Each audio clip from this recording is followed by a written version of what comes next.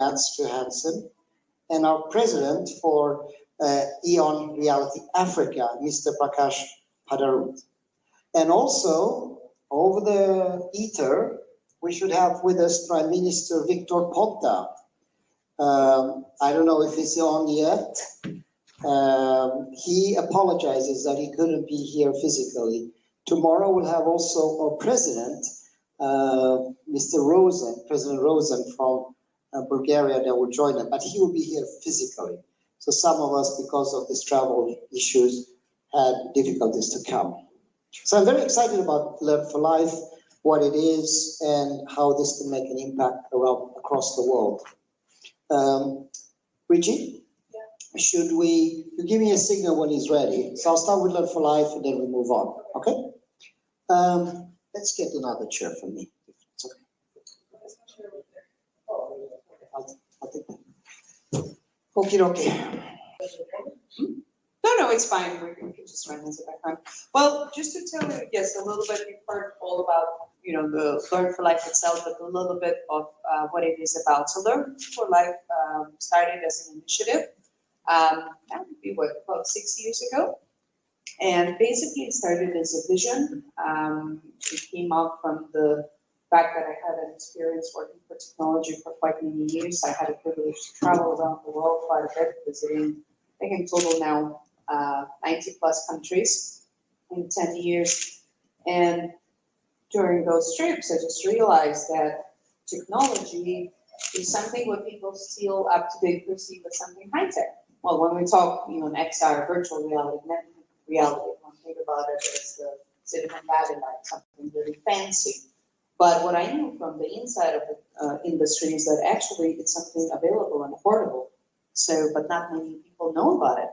So basically the purpose today, what we do with Learn for Life is to break the stereotype that technology is something available only to few. It actually should be available to everybody. And that actually where it can make the biggest impact for the ones who need it most right now, for the ones who struggle to get accessible, affordable, and available education. So that's in short. Thank you, Anna. If I may have that black book. So we'll come back. We have a lot of more follow-up questions there and really understand what Learn for Life has done over the years. But I see that we have with us Prime Minister Ponta. Can you hear us? Oh. You're muted, sir. Yes, we need to get the microphone working. Almost. Okay, I think I hear some. In the preferences of the, this is Zoom? Google Meet. Very Yeah, let's give us a moment, Prime Minister. We are fixing the technology, and we should be with you momentarily. Bear with us 30 seconds.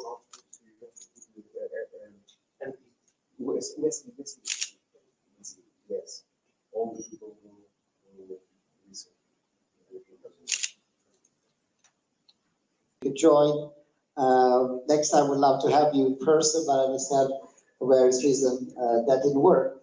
First, let me introduce the Prime Minister. So, Prime Minister Victor Ponta, Romania's Prime Minister, also advisory board member of EON Reality. We're very honored and humbled to have him as an advisory.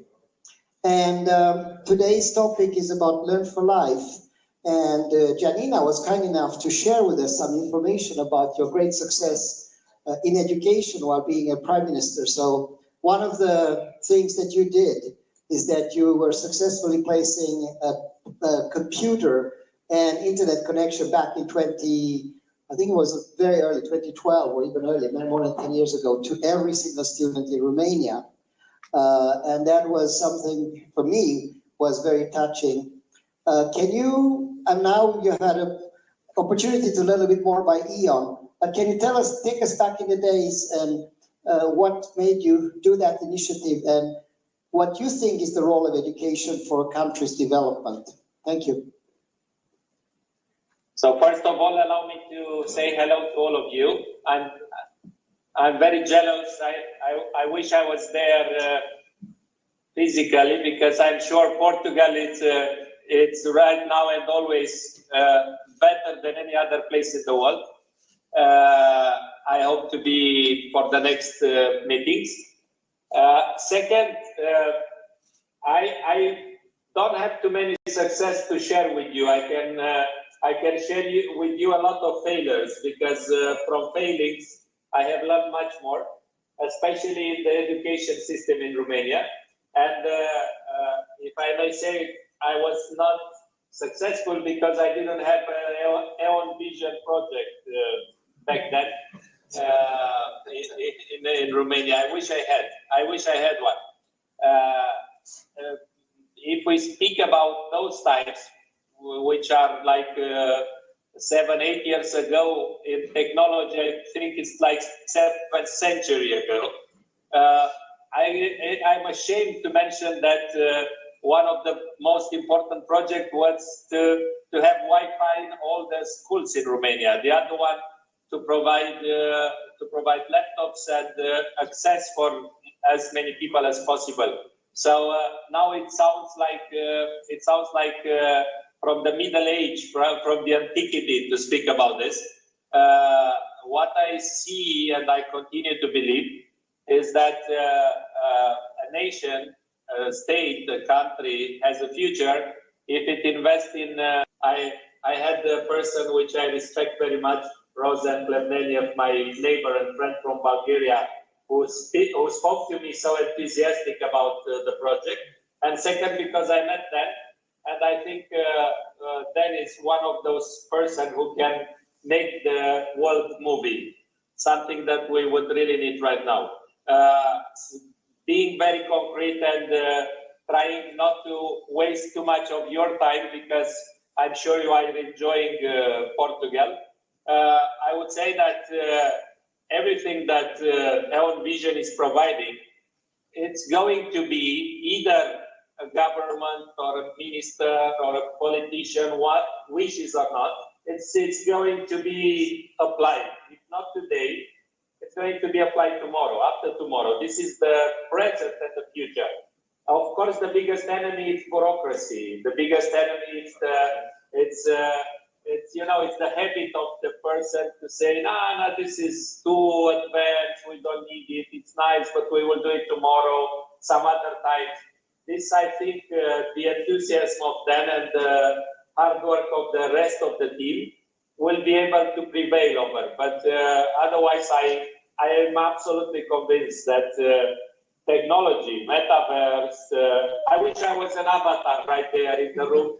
I'm sure I would have been much more convincing through just a video call. I think this is the present. It's not the future. It's the present. And whoever moves and accepts and embrace it faster, it's going to be the most advanced society. Thank you. You put it so concise to make it sound so simple, but summarizing many important topics here. I'm very honored and a little bit humbled by your statements. One thing that in our interactions as we travel together, can you hear me okay? Yes, okay. I can. Yes, I can. As we travel together, Mr. Ponta has introduced us to, for example, I get to meet face-to-face the Prime Minister of Albania, Edi Rama. I got to meet face-to-face the Prime Minister in Serbia, Ana Barnabic, and many more, Romania, multiple ministers. And I can see that you when you believe in something, you're going all the way. And that for me was very humbling. If you look at the region as such, let's say Eastern Europe, in my humble opinion, I've seen Eastern Europe and Balkan rising quite fast because originally people are hungrier, the cost structure is lower, but also historically there was a belief in education, much more than we can see, for example, in US now, where we're dropping grades, etc. So a question for you is, assuming, let's take a glass and look at 5 or 10 years in the future, what do you see economically this type of technology? And I'm not talking about EON specifically. I'm talking more about the metaverse in general. What's your thoughts around that, Mr. Prime Minister? I see a big opportunity and a big danger coming from this opportunity. It depends on the countries and the people and the leaders of Eastern Europe.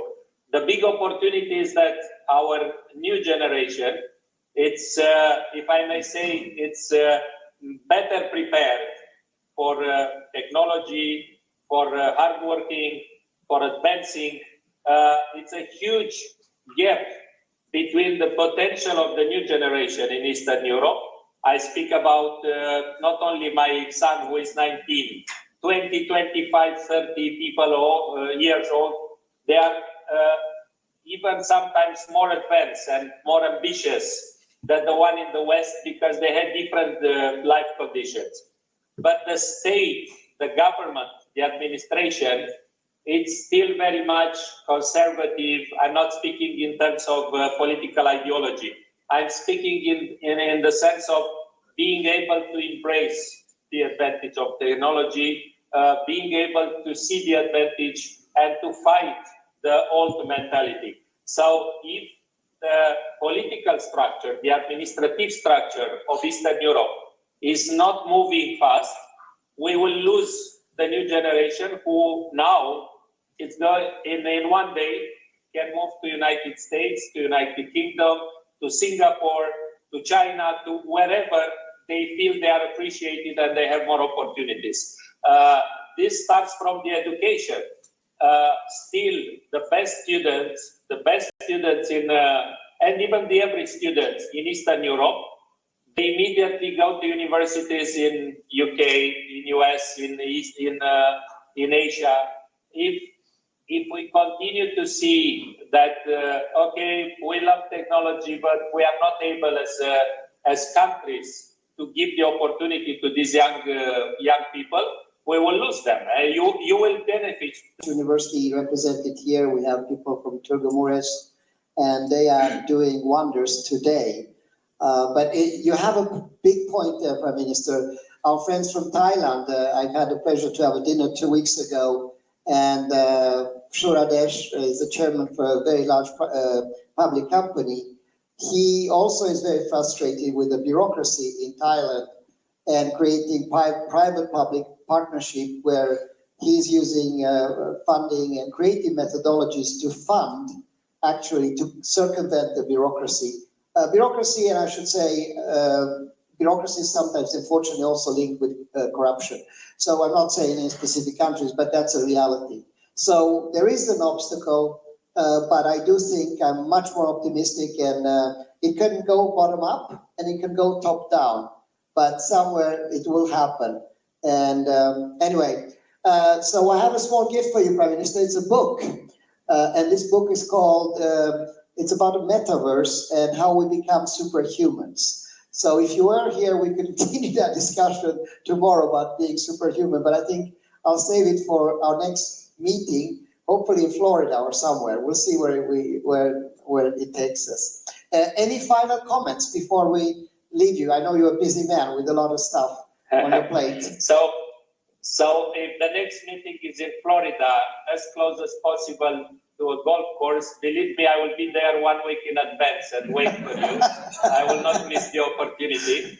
And only one last personal story, which might help the debates regarding technology and the product that EON is already able to provide, and the old mentality. This I think it's going to be the real struggle. I will tell you a very short story. Before I was a politician, I was a good person. I was a prosecutor. And my first day in the office as a prosecutor, I asked for a computer. An older prosecutor came to me and he said, "What do you need a computer? You will not catch thieves and crooks with a computer." I said, "Yes, I will. Can you give me a computer?" No, you don't need it. You don't need it. And when we drafted the law against the cyber crimes, they were like, we are paying this. They don't want to work. They just want to do these young guys, these young prosecutors. What is cybercrime? They don't want to work. They don't want to go on the streets to catch the criminals.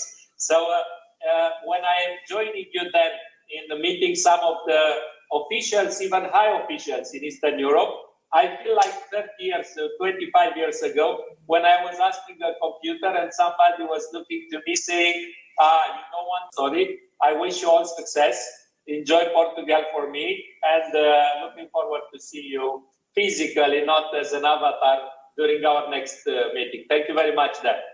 Thank you so much, Mr. Prime Minister. I think it deserves a warm applause. Thank you. Thanks. Okay, so that was about cyberspace, cybercrime. Okay, but one reason I'm hopeful is looking around the table and seeing people from 6 continents coming all the way here. So, and more than 400 plus online at the moment that are joining this live. So I got a lot of positive feedback. So that's why. So let's continue about Learn for Life, Anna. My question to you is very concrete. Can you specifically, I know that Learn for Life has worked in Papua New Guinea, has been done work in Vietnam with UNICEF and in Africa. Why do you think this technology has been so easily embraced by the ones that are least probable? I mean, you would think that, Pierre College and Silicon Valley will embrace this at large, but we've seen that it's not the case. In fact, it's kind of the opposite sometimes. Why is that? Thank you. Well, it's a very good question, but basically, if I would describe it, we're talking about democratization, right, and accessibility to the technology. So when we're looking to very famous universities or academic schools, they have pretty much best of what is available today to teach students. I mean, all the campuses, facilities, and other things. And of course, they're leading the academic world. But now, if we're looking at some other regions, and I'm not talking, obviously, Learn for Life came from experience we had in Africa, but we're not talking Africa. We're talking basically all the world, even in the developed countries. They don't have any other choice. So now we're looking at the thousands, maybe even millions students who never had access to even a basic education, right? And just imagine, we experienced, I don't know if you've heard about COVID-19 yet, but I guess we all experienced how it feels when you're limited, right? I mean, I think it was very interesting feeling for all of us that suddenly your freedom's been a little bit limited, right? It's a very frustrating. Well, you still could go do your grocery and everything, so I'm saying, but we kind of had a little glimpse of how it feels. But now there are thousands and thousands of people around the world who live like that all their lives. So basically the basic needs, and especially education, I mean, it solves a lot of problems, when you get kids and you're educated, they didn't have a choice. Now, of course, when you do provide them with the ability to get access to that knowledge, they've been seeking, you get the better, careers, I mean, become successful, feed their families, and I mean, grow professionally.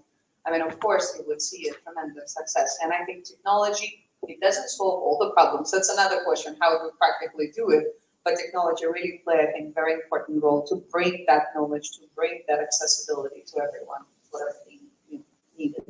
I hope that answers. Oh, yeah, thank you. So we have 2 presidents here. Of course, President for EON Reality has been with our company since its inception. We know each other longer than our wives, I would say. And I have a good question for you, but I'll save that. I'll start with our president for Africa. And I know Prakash. Prakash is very humble, just so you know. He's never speaking with big words, but I'd like you to share a little bit of which countries EON has established itself in Africa, and give us some example of academic institutions, if you don't mind. Something. Thanks, Dan. As Anna mentioned, we have been active in the African continent for many years, quite some time. And over the years, we have developed a footprint in the African continent. And we started in 2017, we developed a partnership with the University of Western Cape. We opened an ABR Academy, and this has proved to be very successful. And this partnership with the University of Western Cape has continued to evolve and is growing bigger and bigger. And 2 years back, we started with EON for Learn for Life. With the grant program established, we developed partnership with the University Vaud University of Technology in Bloemfontein, with University of Western Cape, and the Central University of Technology. And we are also having partnership with other universities in different phases. And when we move outside South Africa, we have in Zimbabwe partnered with the Harare Institute of Technology to open an EON XR center there. In Rwanda, we are present with the Rwanda Polytechnic, again through an EON XR center. We have a partnership with the Central University of Technology in Ghana. And we move closer, we have got in Nigeria with the University of Nigeria, Nsukka. We are also present in, we have got next there, there's so many, you know, we have got, if we move further, if we go further north, we have got with Nile University, we have got in Morocco, with, there we partners with two prestigious universities, with the government and USA to open an IDC, which is the most common at that time. And this has proved to be a success, and we are going into national rollout there. We are in Ethiopia in partnership with the government there, and we are in Ghana. We are also in, there are so many countries, you know, just the list is long. Yeah, and that's where maybe the Learn for Life is helping us is by bringing those grants available for universities to make it accessible to everyone. Yes, just a comment, Louis, and I'll pass you on to the USAID partnership. But I'm, you know, I said you're very humble, but if you look at the results and how many souls you have touched through your activity, it's extremely impressive, right? And you know, you wonder the penetration level in the United Kingdom is lower than in Africa. And I think Anna touched on this, the fact that you are in Zimbabwe and everybody has 2 phones.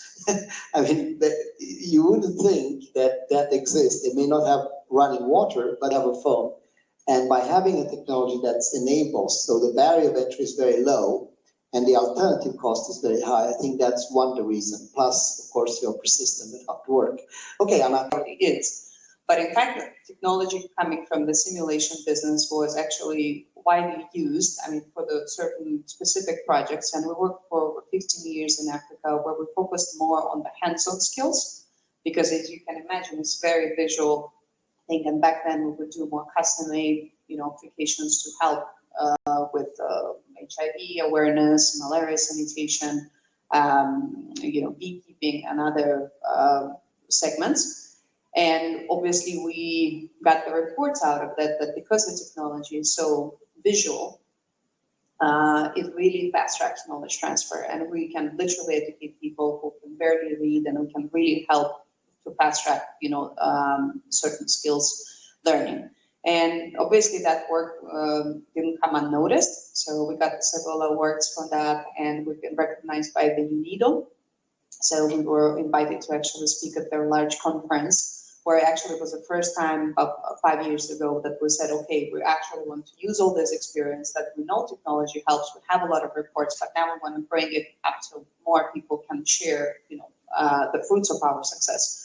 So with that, as Prakash mentioned, we had a lot of countries where we were engaged, and USAID, so I don't know if you're familiar with the United States Helping Organization, we're one of the largest in the world. They came to us. And that was very interesting to mention. So that was a time when, what I call it, we mixed oil and the water in a good way, because it's a public-private partnership. This is when we, as experts in the technology, came in, helping organization, local academic institution, which is Mohammed VI, local governments, and we all agreed on what has to be done. So this is actually what I see also one of the challenges, but the solution at the same time. If I would tell you that doing this is easy, it's not. It's a long, you know, learning curve, but that's what we achieved. So we sat all together by the table. We said, okay, it will be hard, but we will learn. We'll make it happen. And today the the center is around since 2019. They already more than 1,000 students went through the course to become experts, and they're actually working with the local academic institutions to use the technology and convert their current curriculum to the new, way of how we believe the future learning will look like. So, and this experience now, obviously COVID was an interesting time. In one way, everyone was a little bit froze, I think, for a few months. They didn't know how to figure out, but then it had an opposite effect. So what we see now, they're actually talking about inviting more students have remote training so they can approach more people from the region. And this is what we call national rollout. So now finally academic institutions and all us together in the government realize how much impact you can do when you collaborate together and use the best you have to address the educational. Honor being the president for the entire group to go to a lot of this. So, but you also have a bigger perspective, right? You get perspective of all the continents. And I would like to move on a little bit to the North and South American continent. One example where we helped was Dominican Republic, where we made a huge contribution to help. Dominican Republic, for you that may not know, is also quite, has a large degree of population that is disadvantaged and it's not in a very strong position. But thanks to Matt's and the support we received there, we were able to do it. I think it was together with the American Park. Okay, so here's my question to you. Given your bigger perspective, I understand that you are a big proponent of using this technical vocational training, and you have been trailblazing this throughout the US to many community colleges.